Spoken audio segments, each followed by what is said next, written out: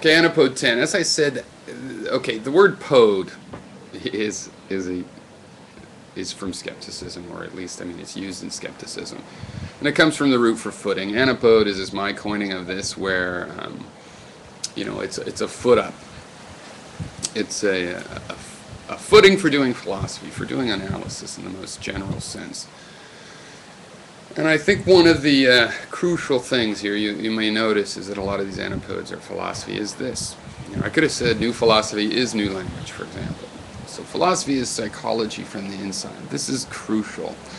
This is my version of the premises of cognitive science, that we are an embodied mind, that our mind exists as a physical thing and takes time to operate, and all these other physical constraints that we have gathered from natural philosophy, but strangely in philosophy often not applied to our own brain and the way it works. We ignore the effect of time, constantly. We make mistakes about identity when things are constantly changing.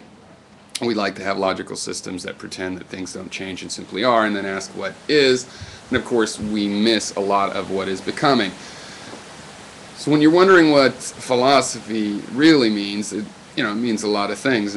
But as an activity, one of the main things it is it's a psychology from the inside. You get to do psychology as the subject of study, a subjective study of psychology, as opposed to an objective study of psychology. Now, in many fields, the objective versus subjective version shouldn't necessarily be that different. After all, as I say, your objective model is really just made of your subjective experiences. But the problem here is that the objective facts you get of another person are very different from the objective facts you get from yourself. So the subjectivity, how you experience your own experience, is very different from how you experience somebody else behaving. What the experience for you of someone else drinking a glass of water, very, very different from the experience of yourself drinking a glass of water. In the study of psychology, you are supposed to look at the other person drinking a glass of water. In philosophy, you look at yourself and you work on yourself. This means that philosophy is mental programming. This is the software engineering of the brain, wetware engineering for the gushy chemical process that is your brain. Okay, so you'll see the effects of this are that I'm not telling you what's right and wrong. I'm not telling you what's right and wrong any more than a person trying to get you to use, let's say, OpenOffice software program, right? It's like Word, Microsoft Word, and they're trying to say, use this. And they're really going to say that